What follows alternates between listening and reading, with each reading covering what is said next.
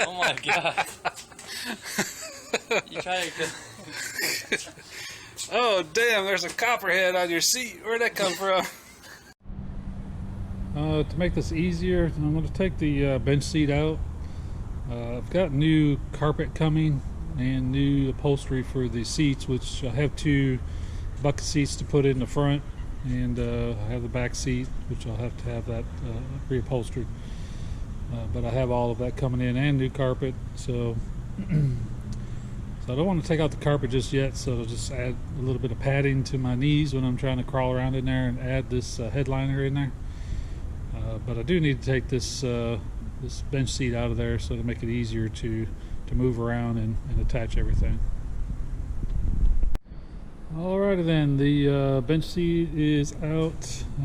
It's not actually a one-person job, but if you lay a piece of wood across the floorboards underneath the seat, you can kind of slide it out easier if it's just one person trying to work at it. So, and while I'm doing all this interior work, before I get too far into it, I need to fix some small rust areas I have here below the rear seat. So basically in these corners. So I was thinking about buying the patch panels to go in there, but it's really not that much. I think I can make my own patch panels.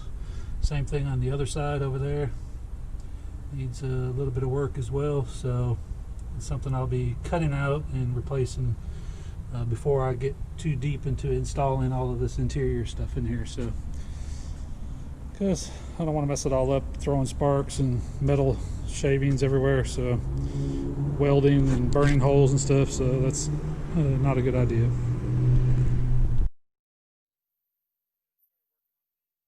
Side rear area below the seat, and as I started to cut this out, the metal was pretty pitted up really bad, so as I cut it, it got a little bit bigger and a little bit bigger until I finally got to clean metal. So tried to stay out of this little contoured shape over here, but ended up being right up against it, so I'll end up probably working over top of some of that.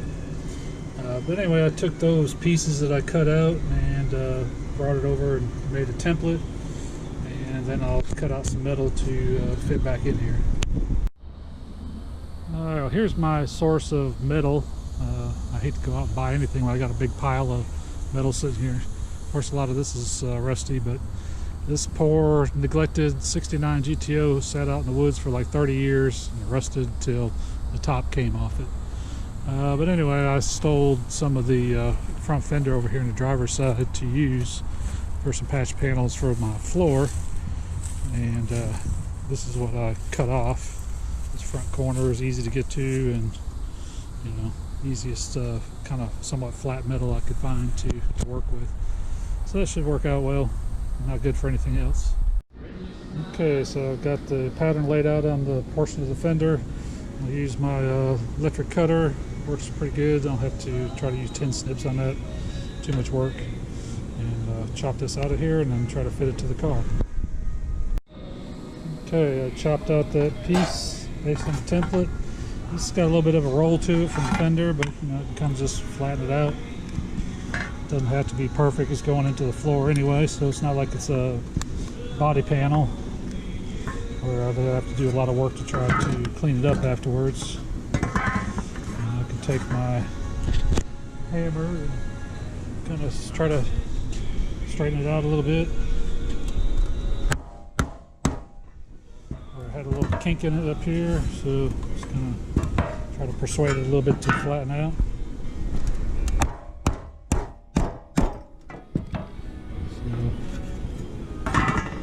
Not looking too bad. Can always kind of bend it and roll it a little bit on my knee, kind of straighten it out. So it's looking good. I'm gonna take the grinder and clean up the edges, and then be ready to start fitting it to the car. Okay, so here's the hole, and then here's my panel. I have to kind of figure out how to get it fit up in here. So I've got my body hammer, kind of try to persuade it into bending along the curves and see how much I can get it set in there kind of flat. Okay, so I beat down a little bit here, kind of rounded these outer 2 edges at the bottom and the right side.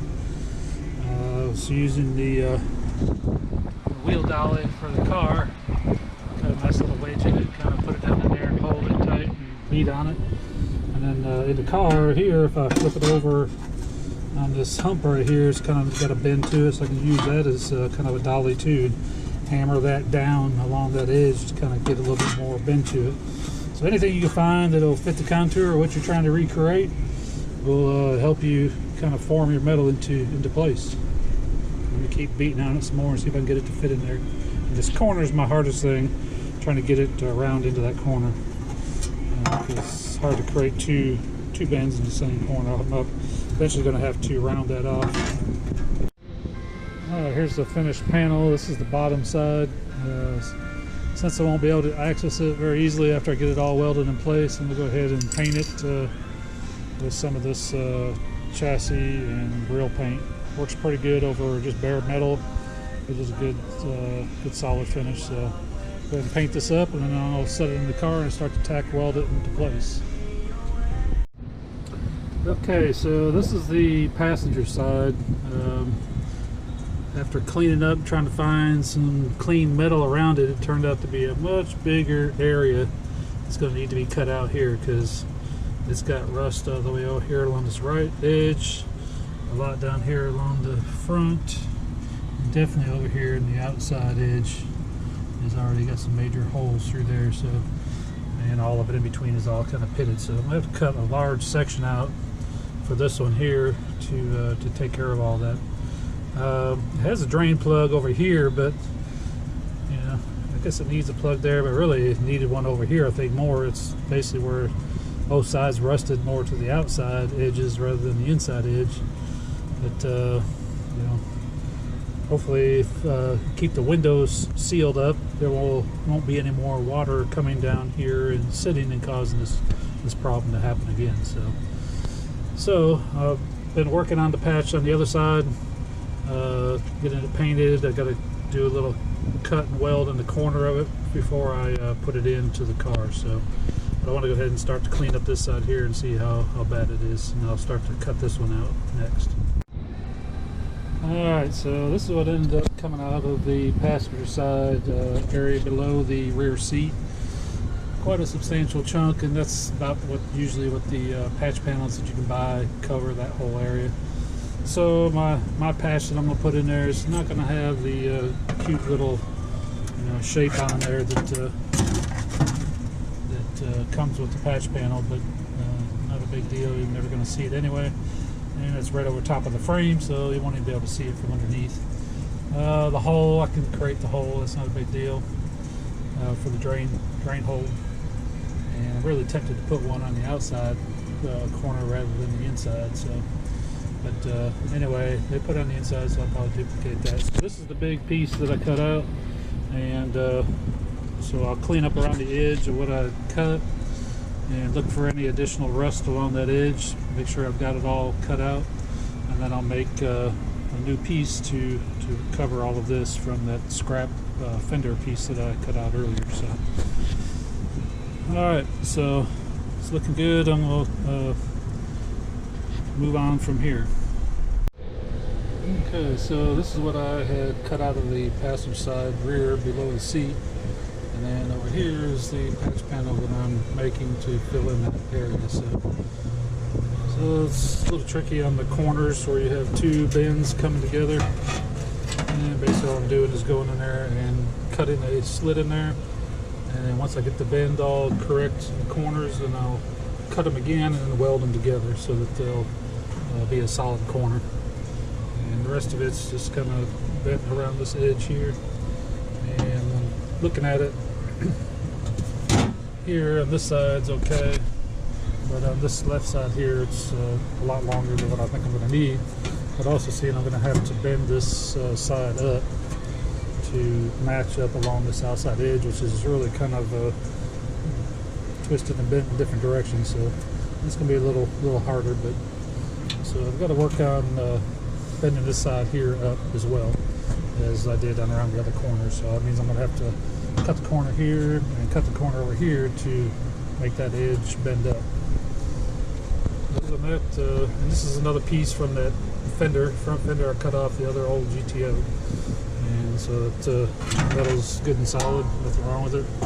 So that's what I'll use to fill this in. Now I'm going to do some more work along this left side over here and see how it fits in there. Okay, I'm working on getting this patch in on the driver's side under the back seat, and I'm using a technique that I learned from Fitzy's channel here on YouTube. So give him some kudos for some good technique on how to be able to butt weld panels and make them line up nice and smooth. So basically make the patch bigger than the hole that you have cut, and then you cut all along the edge, or not all along, you go ahead and tack weld it in certain places around the outside edge. See, I have a few tack welds there. Then you go and start cutting in between a couple of the tack welds, and then push the panels down level with each other, and then weld them up. So it's working pretty good. I kind of like this technique quite a lot.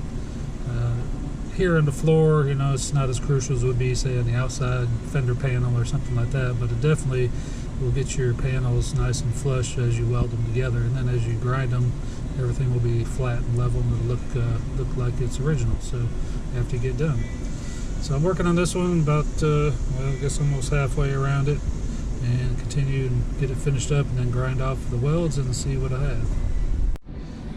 Okay, so now I've got all of the edges welded, butt welded all the way around.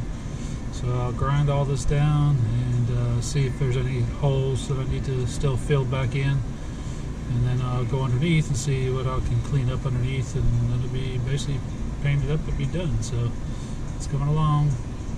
It's always kind of rough to get back in here in the bottom and the back corner, but it came up pretty well. Anywhere where I had to cut more than what I needed, to just weld it back up again. So it's the beauty of metal. You can always cut and weld, cut and weld. So alright, do some grinding now. Well, I've got to say, this is the luckiest I've ever got at welding in any kind of patch paddle.